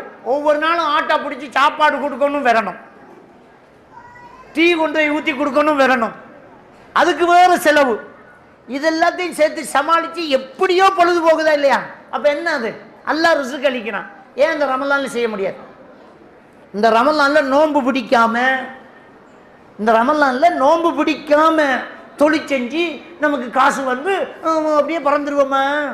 இந்த உலகமே கையில் கிடைச்சாலும் அல்லாஹ்வோட ஈமானும் இஸ்லாமும் கிடைக்கிற மாதிரி இருக்குமா? சூரத்துல் மாயிதா 36வது வசனத்தில் அல்லாஹ் தஆலா என்ன சொல்றான்? இன்னல்லதீன கஃபரு லவ் அன்ன லஹும் மா ஃபில் அர்தி ஜமீஅ வ மிஸ்லுஹு மஅஹு. அல்லாஹ்வை நிராகரித்தவர்கள் இந்த உலகமும் இருந்து இந்த உலகத்தை போல இன்னொன்றும் இருந்து யஃப்தது பிஹி மின் அஸாபி யௌமில் கியாமா, அத்தனையும் கொடுத்து அல்லாஹ் கிட்ட மறுமையின் தண்டனையில் தப்பிக்க கொடுத்தாலும் ஏற்றுக்கொள்ளப்படாதுங்கிறான். உலகம் 2 மடங்கு இருந்தாலே தண்டனையில் தப்பிக்க முடியாது. இந்த அமல்கள் நம்மளை தப்பிக்க வைக்குமே. எம்பட்டு சம்பாதிப்பீங்க இந்த ஒரு மாதம்? நம்ம கடையை திறந்து கஞ்சி காய்ச்சி விட்டு இந்த ஒரு மாதம் நீங்கள் ஹார்ட் ஒர்க் பண்ணி எம்பட்டு சம்பாதிக்க போகிறீங்க? செய்யுங்க, இல்லைன்னு சொல்லலை, கொஞ்சமாக செய்யுங்க. அல்லாஹ் உங்களுக்கு எழுதின ரிஸ்க்கு கண்டிப்பாக கிடைக்கும். நாம் எங்கே உயரமாக பிறந்தாலும் எழுதப்படாத ரிஸ்க்கு கிடைக்காது. அமெரிக்காவுக்கு ஜனாதிபதி ஆனாலும் எழுதப்படாத ஒரு பருப்பும் கிடைக்காது. சோமாலியாவில் பிச்சை எடுத்தாலும் எழுதின பருப்பு உங்களுக்கு கிடைக்காம சாகவும் மாட்டேங்குது. இதுதான் கலாக்கதர். கலாக்கதர் அதானே அல்லாஹ் தஆலா சொல்லிட்டானே, ஒமா மின் தாபத்தின் ஃபில் அர்லி இல்லா அலல்லாஹி ரிஸ்குஹாண்டே, அல்லாஹ் எழுதின ரிஸ்க்கு நமக்கு கிடைக்குமாண்டே. அந்த விஷயத்தில் நம்ம ரொம்ப கவனமாக இருக்கணும். இந்த ரமலான் காலத்தை நோன்பு பிடிக்காம, நோன்பு தொழுகை இல்லாமல் அவன் கடை திறக்கணும் வியாபாரம் பண்ணணும்னு தொழுகை இல்லை. தொழுங்க, அந்த இடவழியில் உங்களுக்கு வியாபாரம் நடக்கும். தொழுகையே இல்லாமல் நீங்கள் வியாபாரம் பண்ணி எவ்வளவு சம்பாதிக்க போகிறீங்க? தொழுகையே இல்லாட்டி நம்ம சொர்க்கம் போக முடியுமா? சூரத்து நிசா 103வது வசனத்தில் அல்லாஹ் தஆலா தொழுகையை பற்றி என்ன சொல்கிறான்? இன்னும் ஸலாத்த கானத் அலல் முஃமினீன கிதாபம் மவ்கூத்தாங்கிறான். இந்த தொழுகை மூமின்களுக்கு ஒரு நேரம் குறித்த கடமையாக்கப்பட்டுள்ளதுங்கிறான். அந்த தொழுகையை விடக்கூடாதுங்க. சூரா அல் முத்தஸீர் 42 43வது வசனத்தில் சக்கர் என்கிற நரகத்தில் அவர்கள் இருக்கிறார்களே, மா சலக்கக்கும் ஃபி சக்கர், எதுக்கு இதுக்குள்ளே வந்தீங்கன்னு கேட்கப்படும். லம் நகும் மினல் முஸல்லின், நாங்கள் தொழாமல் இருந்துட்டோம்னு அவங்க சொல்லுவாங்கங்கிறான். அப்போ தொழுகை ரொம்ப முக்கியம். அந்த தொழுகையை விட்டுறாதீங்க. நோன்பு காலங்கள் இதுக்கு பயிற்சி கொடுங்க. முக்கியமான விஷயம். இன்னொரு முக்கியமான விஷயத்தை நம்ம கண்டிப்பாக பேசி ஆகணும். கடைசி 10 இன்னும் கண்டிப்பாக நம்ம அமல் செய்யணுங்கிறான். கடைசி 10 தான் லைலத்துல் கத்ர் இரவு. இல்லைங்கிட்டா ரசூலுல்லாஹி ஸல்லல்லாஹு அலைஹி வஸல்லம் அவங்க சொன்னாங்க, லைலத்துல் கத்ர் இரவு கடைசி 10 ஒற்றை இரவுகளில் தேடுங்கள் என்றாங்களே. அப்போ கடைசி 10 தான் அந்த லைலத்துல் கத்ர் இரவு இருக்குது. அந்த கடைசி 10 தான் தொழுகையாளிகள் குறையுது பள்ளிக்குள்ளே. ஏன்? உடுப்பெடுக்கிற கலாச்சாரம் ஸ்டார்ட். கடைசி 10 தான் கடையாக ஏறுறது. வழங்கிட்டா கடையில் எப்படி புருஷன்கிட்ட சொல்கிறங்க, மாப்பிள்ளைக்கிட்ட எப்படி சொல்கிற தெரியுமா? இப்போ நோன்பு திறந்த உடனே போனோம்னா தராவிக்கு வந்துடலாம், சுபகாகும் பாரத்துக்கு. கடையில் இருக்கிறத புரட்டி எல்லாத்தையும் பார்த்து போட்டு ஒரு டிசைன் பிடிக்கல, வாங்க அங்கே போகும். இப்படியே இங்கே இருந்து தியாரி வரைக்கும் போய்த்துருவோம். கடைசியாக பெஸ்ட்டாக பார்த்த கடை தான் நமக்கு சரியாக இருக்குது, அங்கே போகும்பாங்க. இதை பெஸ்ட்டாகவே எடுத்துகிட்டு போய்க்கலாங்க.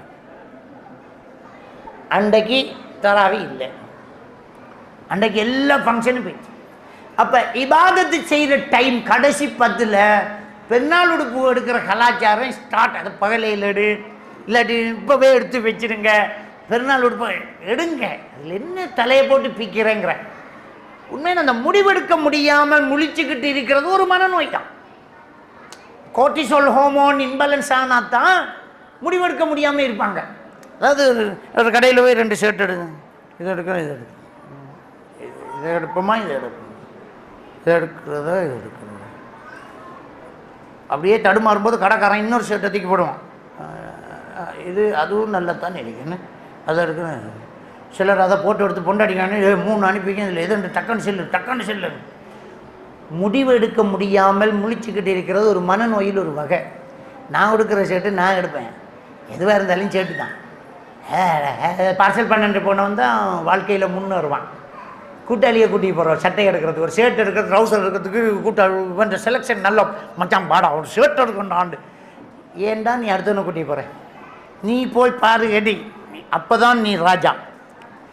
தன்னம்பிக்கையும் ஆளுமையும் ஒரு ஆளுக்கிட்ட இருந்து அடுத்தவனை சார்ந்து நிற்கிறல போகிறது கடையில் ரைட்டா இதை அதை பார்சல் பண்ண இதை முடிச்சு ரைட் கலாஸ் 5 நிமிஷத்தில் முடிச்சுக்கிட்டு வந்தால் அவன் தான் வாழ்க்கையில் முன்னேறிக்கிட்டு இருப்பான். இதுக்காக டைம் ஒதுக்கிட்டு இருந்தால் அவனால் வாழ்க்கையில் முடிவெடுக்க முடியாமல் தோத்துக்கிட்டே இருப்பான். ஜெயிக்கணும், எடுத்தால் போட்டுக்கிட்டே போ என்ற சேர்த்து. எனக்கு பிடிச்சா நான் போடுவேன், அடுத்தவனுக்கு இல்லையே எனக்கு இது பிடிச்சிருக்கு நான் போடுவேன், புலையாகட்டுமே என்ன வந்துட போகுது, போயிட்டே இருப்போம் நம்ம. இது இந்த ஏரியாவெல்லாம் என்ன சுற்றி சுற்றி அந்த டிசைன் தான் நட வரப்போகுது, இல்லை என்ன இருக்குது.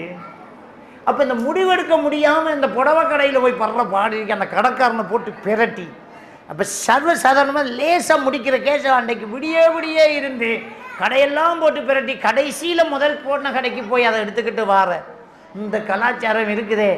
இது தயவு செஞ்சு இந்த ரமலானுடைய இபாதத்துக்குள்ள ஒட்டச்சி சுக்கு நூறாக்கும் அதை விட்டுறணும். அதுபோக இந்த ரமலான் காலத்தில் இபாதத்துக்கு நாம் போக வேண்டிய நாம இந்த கடைக்குள்ளே உரசல் இருக்குதே சுப்ஹானல்லாஹ். சிலர் இதுக்கே கடைக்கு போவான், க்ரௌடு டைமில் அப்படியே பூந்துக்கிட்டு போகணும், அவ்வளோதான். எக்ஸ்கியூஸ் மீ மேடம் சொல்லிட்டு போவான். இது அதுக்கு போகிற உடுப்புகள் இருக்குதே, வெளியில் போகிறதுக்கு உடுப்பு வேண்ட போட்டுக்கு போகிற உடுப்பு இருக்குதே, அதை போட்டு தச்சாளா தச்சு போட்டாளா எப்படி இதுக்குள்ளே பூந்தாளுங்கிறதையெல்லாம் நமக்கு யோசிக்க வேண்டியதாக இருக்குது. அபாய போட்டுன்னு அது எப்படி மேக்சிமம் அது கலட்டுறோம்னா இன்னொரு ஆள் தேவைப்படும் போல இருக்கும், அப்படி கத்திக்கு உர போட்ட மாதிரி. அப்போ இப்படி உடுப்புகளையும் நம்ம ரொம்ப மோசமாக உடுத்துக்கிட்டு அந்த கிரௌடுக்குள்ளே ஒரு அஜ்னபி மகரமை பேணி அடுத்தவன் படுது காலு படுது கை படுதுங்கிறத கவனிக்காமல் போய் நம்ம போட்டு போகிற உடுப்புலேயே கடையில் நிற்கிறவன் இது உங்களுக்கு கரெக்டாக இருக்கும் ஒன்று தாரான். உங்கள் உடுப்பு அப்படித்தான் இருக்குது. அந்த உடுப்பை பார்த்துட்டு நீங்கள் ஒன்றும் சைஸ் எல்லாம் சொல்ல தேவையில்ல, மேடம் இது உங்களுக்கு கரெக்டாக இருக்கும் போட்டுப்பாரு. அவன் அவ்வளோ எக்ஸ்பீரியன்ஸில் இருக்கிறான். அப்போ தயவு செஞ்சு ஆடை கலாச்சாரத்தில் ரொம்ப கவனமாக இருக்கணும். ரமலான் காலத்தில் இபாதத்தை விட்டு போட்டு கடையில் சுற்றுறதுல இருந்து விலகிறணும். ரமலான் காலத்தில் சம்பாதிக்கணும் உழைக்கணும் என்றிட்டு இபாதத்தை கை விட்டுறாதீங்க. உழைங்க தொழிற்சீங்க இல்லைன்னு சொல்லலை, எழுதின ரிஸ்க்கு தான் தலைதறிக்க நீங்கள் நின்றாலும் கிடைக்கும், எழுதாத ரிஸ்க்கு நீங்கள் என்ன செஞ்சாலும் கிடைக்காது. கை நிறைய காசு இருந்தாலும் தொண்டையில் கட்டினா ஒன்றுமில்லை, பட்டையெல்லாம் போகும், ஒன்றும் இல்லை, முடிஞ்சு வச்சு. நம்மளோட பேரில் சீனி ஃபேக்டரியே இருந்தாலும் உங்களுக்கு சுகர் தம்பி சீனி இல்லாமல் தான் குடிக்கணுன்றான் டாக்டர். அப்போ இதான் அல்லா காத்திரி எழுத்து தான் கிடைக்கும், இல்லைன்னா கிடைக்காது. இதில் ரொம்ப ஸ்ட்ராங்காக இருந்துட்டோம் என்றால் இந்த ரமலான் காலத்தை ஹயாத்தாக்கினது நமக்கு கிடைச்சிடும். எனவே அன்புக்குரியவர்களே, இந்த ரமலானுடைய நோக்கம், நோன்பினுடைய நோக்கம் முத்தகீன் ஆகிறதுக்கு, முத்தகீன்கள் சொர்க்கம் போகிறதுக்கு. சொர்க்கம் போகிற முத்தகீன்களுடைய பண்பு நம்ம நினைக்கிற மாதிரி இல்லாமல் அல்லாஹ் தஆலா எவ்வளோ அற்புதமாக சொல்லிட்டான்.